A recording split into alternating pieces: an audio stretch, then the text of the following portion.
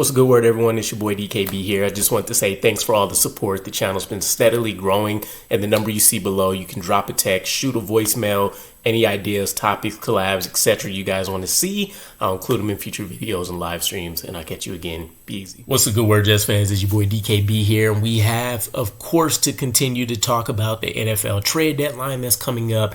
Players that may be available. One of the things that's intrigued me is the fact that we've already talked about AVT being a potential trade piece for the New York Jets here, which is more of a rare situation because you don't find teams necessarily wanting to trade for injured players, but he's having a new name joined to the list, right? Quincy Williams is a guy that many of us felt like could have been moved in general because we paid Jamie and Sherwood money that doesn't look well spent right now anyways. But two, Quincy Williams is approaching 30. You have the contract narrative between him and his brother as well.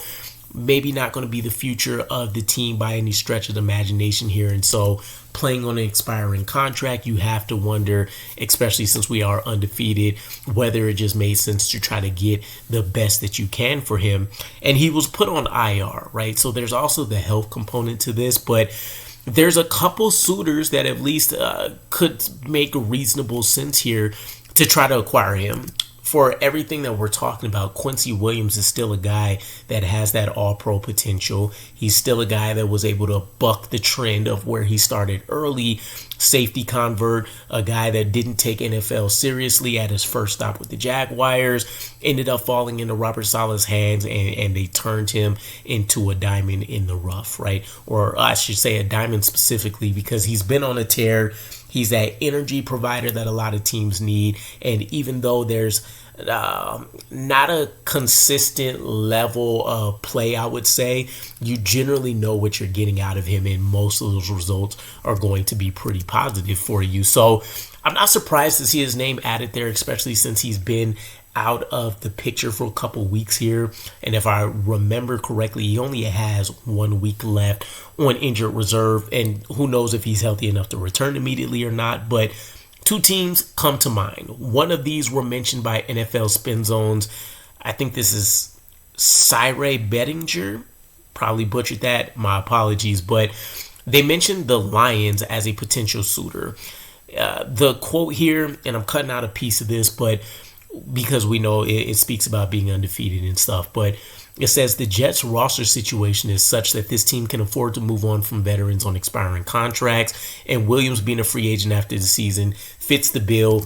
Not a lot of detail as to why, right? But logistically speaking, or I guess holistically speaking, the better phrase there, if you look at the Detroit Lions, right, they've seemed to have been able to adjust to losing their two top coordinators pretty well, going out there and beating the Ravens, but But when you look at the failure against the Chiefs, for example, it really feels like they're missing something at that second level, right? Either an enforcer, someone that's really able to go out there and patrol and make sure that they're doing some damage when possible, or really just a weapon that they can really use in a few different roles. And we felt excited about seeing Quincy Williams be used as a blitzer, for example. We felt excited seeing what he can do sideline to sideline, of course. And then when he triggers downhill, that could be a positive.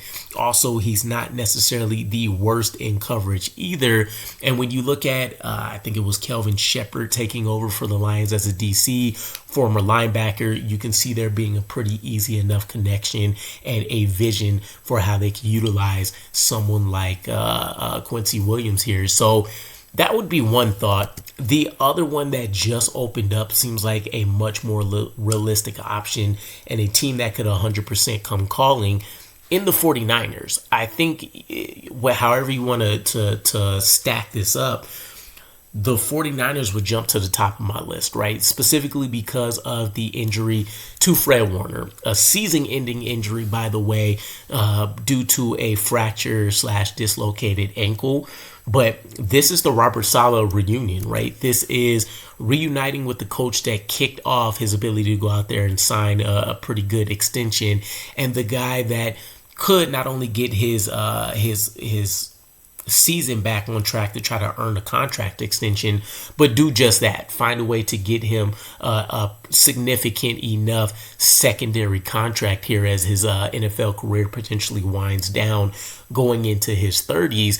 And if you're looking at this from Quincy Williams' perspective about not really knowing what may happen in free agency for you, for example, potentially not putting up the same kind of stats you can in an Aaron Glenn defense, and with Robert Saleh, he knows, one, not only how to utilize you, but two, he knows all your faults and weaknesses. You're going essentially right back into the same scheme that set you up for success. So even if there, again, is some verbiage changes and stuff, one, you're going to jump back in and be able to hit the ground running. But two, Robert Saleh has continued to evolve and find out ways to mitigate problems within his scheme. So he'd be going from Fred Warner to Quincy Williams, and you wouldn't really necessarily expect there to be much of a difference in play or production at the very least with what will happen there. So I'd be curious to know what the trade package looks like. Again, health is going to play a huge factor in whatever gets tossed out there. But at this point, Quincy Williams definitely feels like a piece that should be moved on. Again, you don't want to pick apart this defense and really end up leaving them with nothing, especially considering we've only seen one solid performance, which was against the Broncos.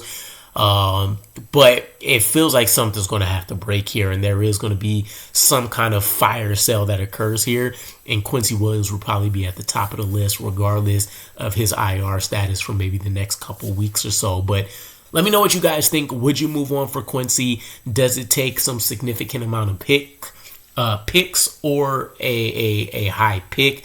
And I'll catch you guys again. Peace.